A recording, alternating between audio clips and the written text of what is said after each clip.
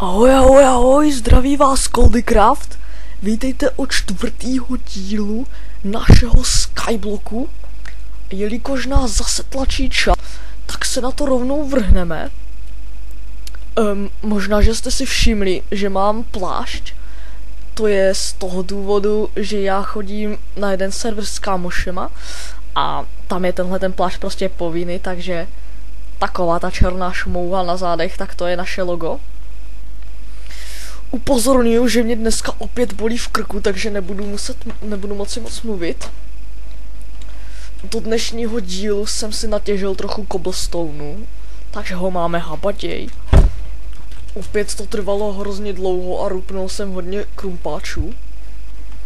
Ale tenhle ten cobble generátor to vydržel. Taky jsem si v offscreenu trošku dokončil tu naši stromovou farmu. Vidíte, že už je to tady dokončené po tom našem minulém failu. A jak vidíte, o dřevo už asi taky nebudeme mít nouzy, protože tu máme opravdu hodně. Dokonce se mi to ani nechce kácet, protože mi to přijde docela zbytečný. Takže já bych docela rád prohlásil tu naši stromovou farmu za hotovou. A pomalu bych se přesunul na farmu normální, tedy že tam budu pěstovat melouny, dýně a obiloviny. Možná, že jste si všimli, že jsem na začátku mluvil trošku divně. To protože jsem se s kámošema jak kdyby vsadil, že na začátku budu chvíli mluvit jako Minecrafták. Ano, jestli jste to poznali. Tak. Ale tohle je prostě fakt Minecraftákův styl. Tohle to řeší. Takže já nevím, jak jsem to vystihl, ale docela jsem se u toho bavil. 3, 4, 5, 6, 7, 8, 9, 10 a pak už je ostrov. Tak, rozhodnul jsem se, že dneska rozhodně nebudu dávat jakoby 2 patra na tu cestu. Víte, jakože že bych ještě pod tohle dal 1 řadu koblu, protože je to ztráta cobblestoneu a taky času. 1, 2, 3, 4, 5, 6, 7, 8, 9, 10. Kolikže jich tam bylo, do prčice, já mám tak krátkou paměť. Za to se omlouvám. 1, 2, 3, 4, 5, 6, 7, 8, 9, 10. Jo, 10. Nebo ne? Ne, 11. Protože pak to ještě samozřejmě ohraničíme, podobně jako tamto. Mně se to celkem líbí, jako na ten vzhled jsem jako pyšný, protože nevím jak vy, ale mně se hrozně líbí. Jako podívejte se, jako vypadá to mnohem hezčí, než když jsme to postavili, tam nebylo nic. Mně se to líbí hodně, takže asi to udělám podobně i na těch ostatních ostrovech. 1, 2, 3, 4, 5, 6, 7, 8, 9, 10 a ještě 1, 11, nebo ne? No ten 11 to už bude asi ten ostrov, však ono to nemusí být až tak přesně, teď je to celkem jedno.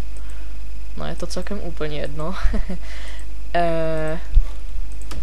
Co to vlastně dělám? Jo, vlastně jo. Tu farmu. Koně. Tak mladý jsem a už trpím sklerózou. Takže to je skvělé. Tak teď to rozšíříme. A sakra. Samozřejmě, že jsem zapomněl, že jak tady bude ta farma, tak to budeme muset trošku podložit. Takže tady odsud budu muset potáhnout ještě takhle jednu, kterou samozřejmě později ukopu. A to jenom proto, aby jsme to měli jak navést, jakoby, protože na tu farmu tam prostě potřebuju to tak mít, protože já tam budu mít vodu a to by vytékalo ven. A to by bylo takové blbé. Když mám být slušný. To já jsem samozřejmě. S koblem se budeme bohužel muset rozloučit. Nebo možná, že nějaký chytnu. Nechytil. Nechytil. Nechytil. No, myslím, že to ani nechytnu. A tož tenhle mohl být. Neumí. Netrefil. Aha, už jsme na konci. To by byla sranda, kdybych spadnul dolů. Jako minule, že ano. Takže máme 3. 1, 2, 3, 4, 5.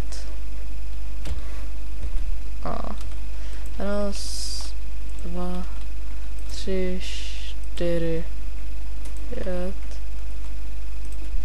A 3, 4, 5, 6, 7, 8, 9, 10, 11, 12, 13. Není to trochu moc. 1, 2, 3, 4, 5, 7, 8, 9, 10, 11, 12, 13. A! Ty pošo, kurník. Nechtěl jsem zmáčknout Ečko. No, kdybych spadl, to by bylo.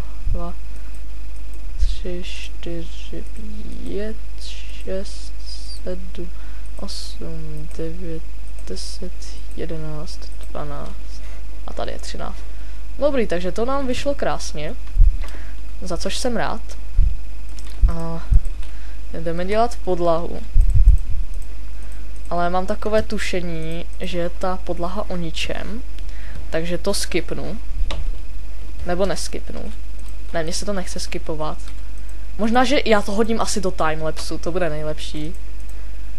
Takže já to nějak nepoznám. Ale prostě právě teď začíná timelapse. A, ne, teď? Oh, you touch my tra-la-la. My ding-ding-dong.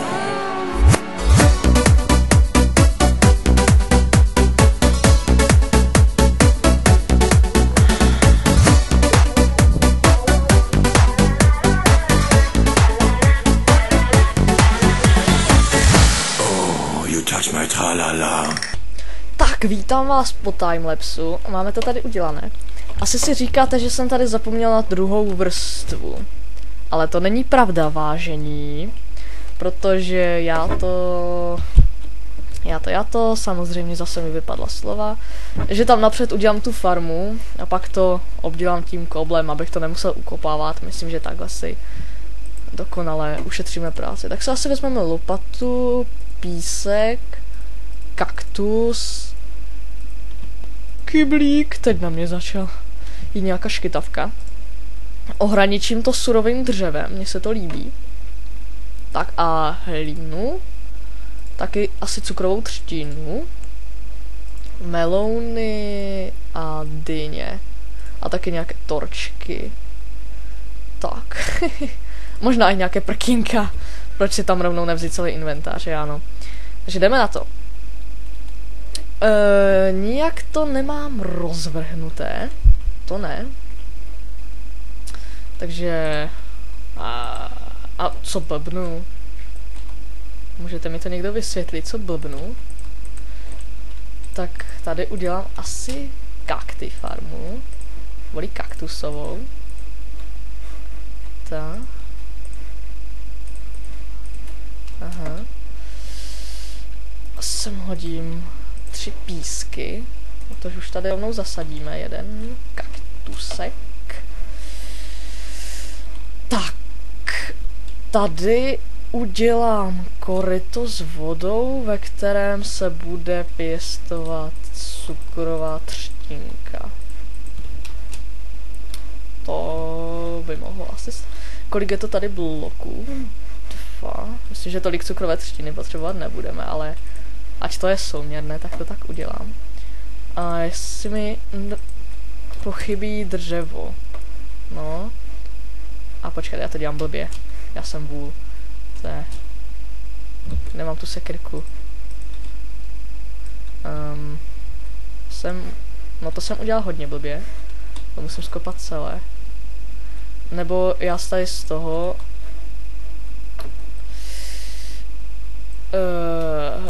teď jsem to celé podělal.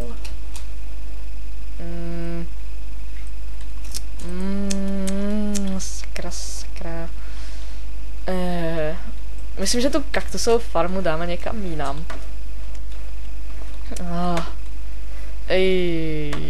Mně se s tím nějak nechce zabývat. Přemýšlím, že to hodím do timelapsu, než to vymyslím. Já vím, že je to šílené, ale... šmankoté. To jsem ještě řekl hezky. Tady má být hlína samozřejmě. Tak. Že tady bude farma na... Takže tu kaktusovou farmu necháme tak, jak je. No a k čemu bude tahle díra? Tahle díra tady bude úplně k ničemu. Tak víte co, ukopeme potom ten ostrov, nemusí být stejně velký. Nebo neukopeme. Nebo to dáme tak. A tady se může pěstovat ta třtina. Nebo ne. Nebo jo. Nevím, tady dáme hlínu zatím. Na pěstování dýní a melounu. Tak. To se vyřeší potom.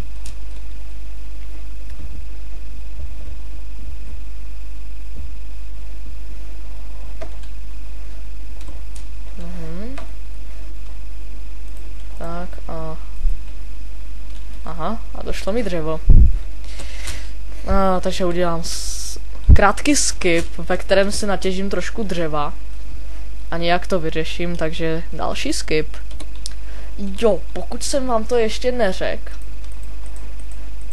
tak já jsem takový, že já od designu, ať už jsou to domky, nebo to je jedno, prostě v tom jsem úplná nula.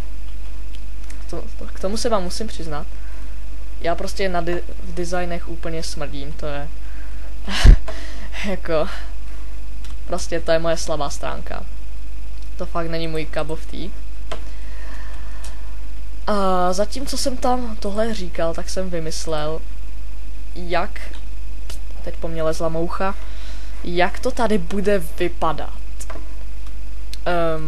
Asi tak, že to tady bude. Tak. A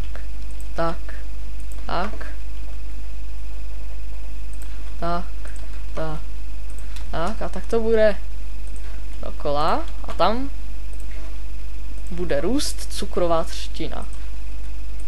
Takže krásně využijeme veškerou hlínu, skoro, jedna nám zbyla, Forever Alone. A vyřešili jsme dilema o tom, co bude s hlínou. Teda aspoň doufám, že cukrová třtina může růst na hlíně, na které není tráva, ale já myslím, že jo. Že tohle by mělo, že tohle není náš nejzávažnější problém. Takže nakonec nám to vyšlo celkem parádně. Jako vypadá to úžasně, v offscreenu to potom tady všechno zasadím, protože tady se všude musí dát voda, udělat tady ten nekonečný zdroj. To bych mohl už teď. Ještě se vyspím, pokud můžu. Jo, dobré. Já nevím, jak dlouho už natáčím, takže myslím, že pro dnešek už pro jistotu skončím, abych to zase nemusel dělit na 2 díly. Dělit na 2 díly. Jak vidíte, tak to vypadá docela epicky. Dokonec jsme ani nakonec nepotřebovali nějaký ten cobblestone navrch, jak jsem říkal. Což je paráda. A opět se mi to líbí. Počkat, pořád se můžu zranit o kaktus. Auweis. Asi jo. Líbí se mi to. Dal bych tomu like. Takže uvidíme se v příštím díle, kde se nejspíš pustíme do stavění domečku nebo do mob trapky, teď nevím. Takže těšte se, lajkujte, odbírejte pokud chcete a uvidíme se u dalšího videa. Čau, čau.